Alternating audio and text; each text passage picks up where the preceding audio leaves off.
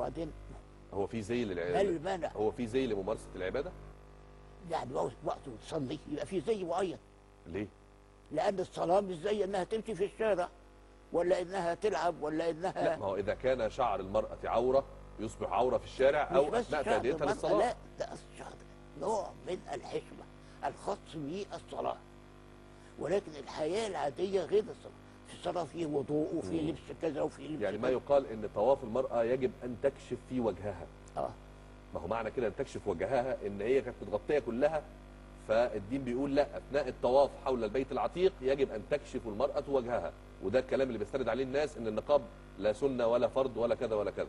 لكن معنى تكشف وجهها ان كله متغطي وبيقولوا لك كشف وجهها بس لو شعرها ده كله لا، كل ده لم ياتي في قرآن محدد ولا في حديث ثابت تماما. القرآن فيه حاجة واحدة بس اللي يجب أن تحتجب، وهو يضربن بخمرهن على جيوبهن، فتحة الصدر. ده مكان القرآن حدده، ده يبقى هو ده. لكن ما حددش الشعر. يبدين عليهن ولا يبدين إلا زينتهن ما ظهر منها. يعني إيه ما ظهر منها؟ هل برضه القرآن لو أراد تحديد يحدد؟ طب لماذا يلجأ القرآن؟ ما هو في حاجات كثيرة وحضرتك أستاذنا، في حاجات كثيرة في القرآن. لماذا يلجأ القرآن إلى هذه العبارات العامة؟ علشان السنة تفسر ما جاء في القرآن، مش السنة مكملة للقرآن. لا معلش، تفسر ما تزودش عليه. لا ما بتزودش. تفسر أو كده، ما هو ده زيادة عليه. لكن السنة أنا بسأل، أليست السنة مكملة لما جاء في القرآن؟ السنة تفصل ما أجمله القرآن، ولكن مستحيل تأتي بحاجة ضد. لا ضد، لا، ولا حاجة كذلك إضافة تفسر الحاجة اللي هو إيه بتقول لك. كويس، ولكن هذا هو الكلام. لو حضرتك قلت دلوقتي لا أن القرآن تفسر تفسير فيه إضافة أو فيه نقص. لما حضرتك قلت دلوقتي أن القرآن يأتي بكلام عام، وتأتي السنة تفصل وتفسر هذه العموميات. يا سيدي ليس الأمر هكذا. هو جاء بكلام عام لأن القرآن كما ذكرت صالح لكل زمان ومكان. تمام. ولا يمكن أن يكون صالحا لكل زمان ومكان إلا بقدر كبير من المرونة، ولا يمكن أن يكون عنده المرونة إذا أنت ألزمتني كلام السنة. إذا ألزمت كلام السنة؟ أيوة كلام السنة كده. وفضلا عن هذا كلام السنة بقى، هات افتح الموضوع بتاع السنة. فتحته. اتفضل شوف كتاب حضرتك تجريد البخاري ومسلم من الأحاديث التي لا تلزم.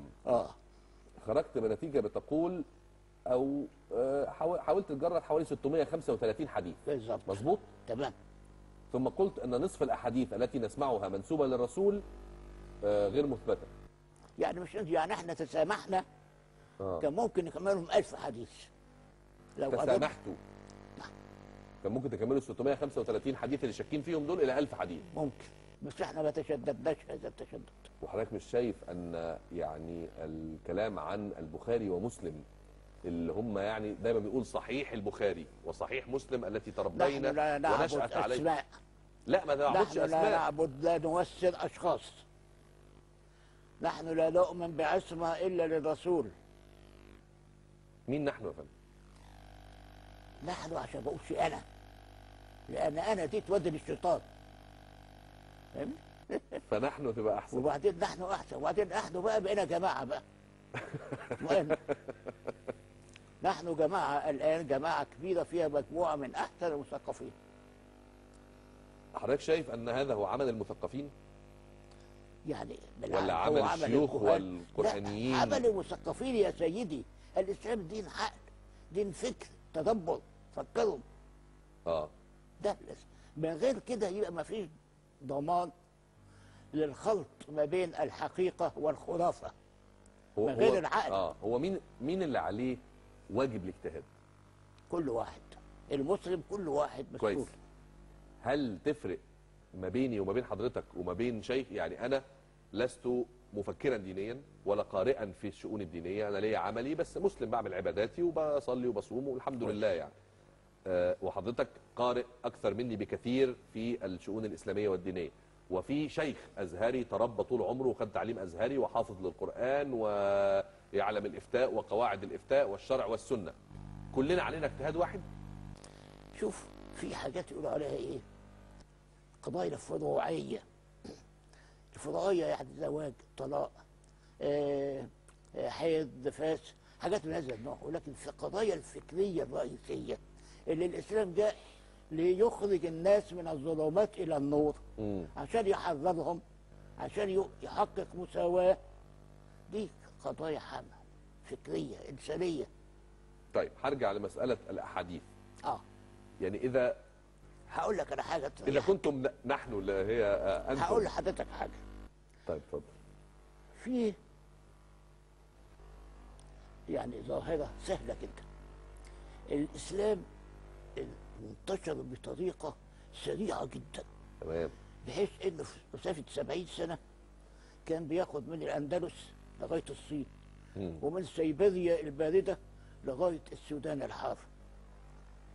التطور ده حدث بسرعه. هذه الامبراطوريه الاسلاميه اسلاميه. لما تعوز تعمل قانون ضروري ترتكز يا اما على نص من القران او نص من الرسول عليه الصلاه والسلام. عليه الصلاه والسلام. القران لا يتحدث عن التفاصيل.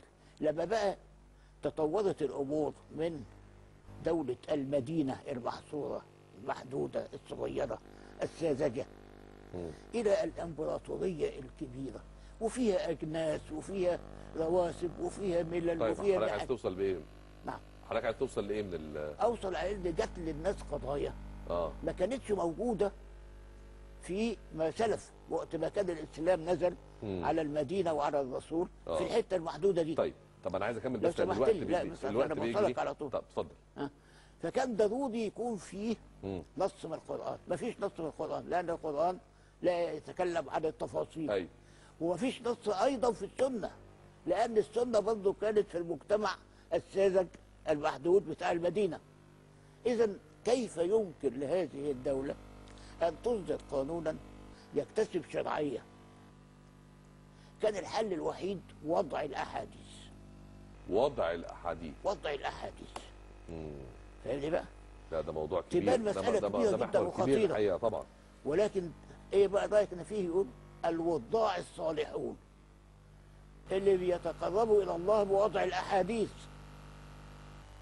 فشافوا الناس والصالحين. المفروض البخاري ومسلم عملوا هذه التنقيه وما اوردوه الينا هو الصحيح والمثبت. ايه؟ يقول لك 600,000 حديث. البخاري كان قدامه 600,000 حديث، ياخد منهم 6,000 حديث ولا 4,000 حديث. ومع هذا طيب دقت عليه. طيب هنتكلم هذا محور كامل يعني نحتاج الى ان احنا نتكلم فيه في حلقه يعني قادمه، لكن خلينا نتكلم بقى على الاشياء اللي عملت بلبله. قول. الزواج العرفي تمام بالنسبه لك؟ الزواج العرفي صوره من الصور اللي لجأ اليها الشبان للتحايل عندما رفض الآباء والأمهات حديث الرسول. إذا جاءكم من ترضون دينه وأمانته فزوجوه. كويس. إلا تفعلوا تكن فتنة في الأرض وفساد كبير. مظبوط. ما فعلوش كده طبعا، ما قبلوش كده. ماشي. يبقى الشاب اللي يقعد من سن 19 لغايه سن 30 مثلا ماذا يفعل؟ والبنت برضه نفس الشيء. بدأوا يتجوزوا وهو جواز عرفي. دي من صورة من الصور. ايوه ده صح بقى ولا غلط؟ هو الزواج شرعا ايوه يقوم على الايجاب والقبول، يعني رضائي. واضحه واضحه. كويس. عايزين يأسسوا اسره ويتجوزوا. في بند كمان. اتفضل. الاشهار. الايه؟ اشهار.